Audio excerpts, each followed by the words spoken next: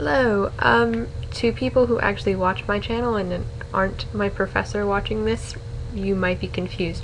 I'm taking a class, it's Feminist Theory, and one of the options we have is to do reading and to talk about it on a video, and I figured since the subject that I'm teaching about today and talking about with the reading is technology, I thought it would be appropriate to just go ahead and make a video, and use technology to do the things that I'm talking about. And so I think as I was reading it, it talks a lot about who has access to the technology and how does it determine how we use that technology. And I think that for me, the biggest thing is just because people don't have access to it doesn't mean that people shouldn't use it. I think that despite what a lot of people think, it's true that it is a little bit of a classist thing, can you afford to get it? It's a little bit elitist in that, do you have a good enough computer? Do you have a webcam? Do you have this software to make it look good? Do you have this appeal with these skills to make it work? And while that is a little bit elitist, I don't think that it should stop people from doing it anyways, because it still works, if that makes sense.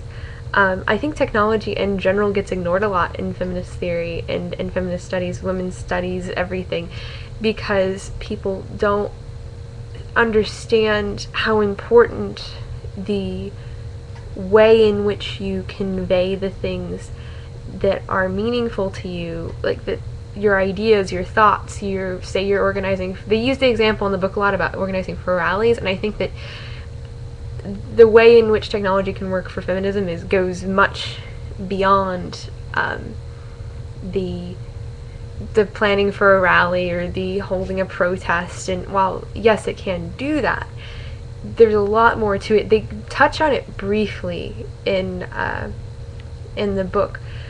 I think for me at least, the most important part of technology and how it relates to feminism is that it allows for connections that you would not normally be able to have. For example, I know for me, I didn't really consider myself too much of a feminist, but I got into the habit of writing a lot of my thoughts down in a blog, and I had people who followed it and who would comment on it and who would point out, oh, you should go check this out, or oh, you should go check out this, and they connected me to the thoughts and the people and the reading and the research that I needed to form my own opinions about things, and that definitely pushed me to be, not to be feminist per se, but to be strong in my opinions about feminism, I suppose. I kind of became a feminist by accident. I had that community that propped up around me, the people who saw something in what I was writing, who saw themselves in what I was writing, who saw something important in what I was writing, and they took something from it and allowed me not just to take something. They didn't just take it and run with it and run away. They gave back to me, and it enabled me to be stronger in my opinions and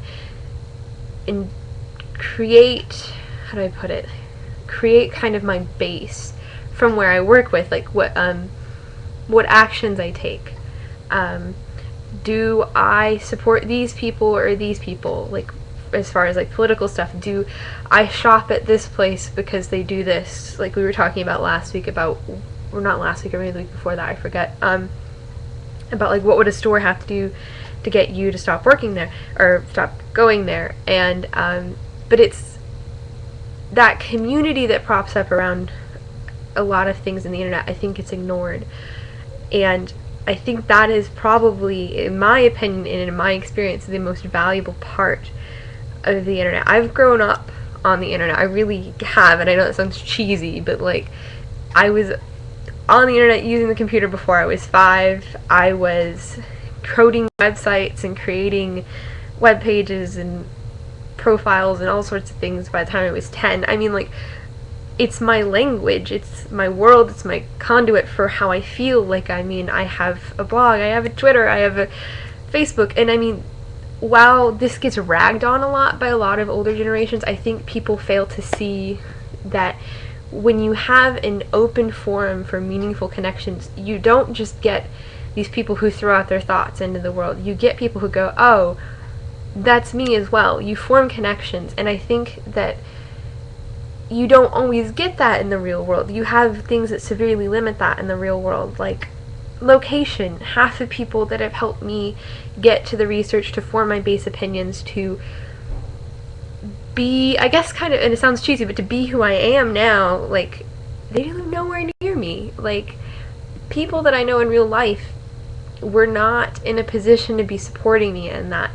And by finding those people online and having that community, I was able to find people who were like myself, who thought like myself. I mean, I used the example, specifically of religion, because when I was 16, I kind of had like an epiphany that I was not okay with the tradition that I was in, which was Christianity. And I did my research and I felt led to do paganism, but there was no way that I would have been able to learn about that or to study or to anything with that in my community. I come from a very rural town. I mean, like, I live on like 5-6 acres. I live a quarter of a mile from my nearest neighbor. I mean, like, it's a small town and there's no one in that town who would have been in a position to teach me.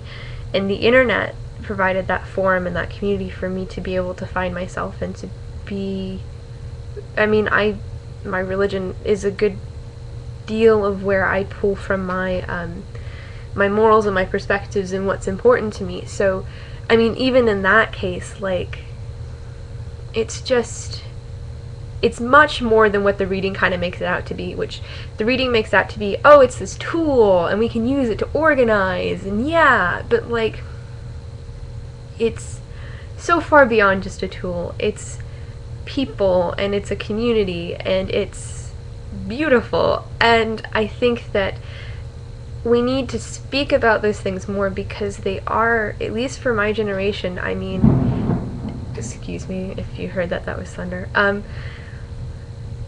It's very much our home, and to see so much of our home get ignored in women's studies is, I think, a blatant disregard to youth and our needs and our concerns. And I hope to see technology get covered more, as maybe not throughout the class because we're kind of going backwards in time, but in women's studies in general. That's something that I definitely think needs to be examined more often. And that's, I mean, that makes up the majority of my thoughts on it. I know it's very nebulous and it doesn't really, it's not cohesive, but I just, as I was reading that, I think that was the thing that bugged me the most, that it just came across as this unfeeling tool, and oh, people don't have access to it, or people do, and they're somehow different than these people. And while a lot of that is accurate, sorry, downpour, sorry, while a lot of that is accurate, it's also, how do I put it, it's, the internet is not just a tool, it's constantly changing, and we have the power to affect how that changes. And if we don't start studying it, and we don't start examining it, and we don't start looking critically at the technology itself, we're going to miss the chance to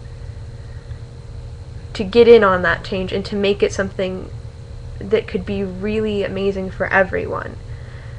So I think that makes up the majority of my thoughts. This is a really long video for my channel, but whatever, the class assignment. So yeah. If anyone who, I suppose my professor, if you have a channel, you can comment on this, but to anyone else who happens to watch this, you should definitely comment, especially if you've made it all the way through, because this is really long for me, and I know no one ever watches my videos that are this long, but that's fine. So yeah, that's pretty much it. So, bye!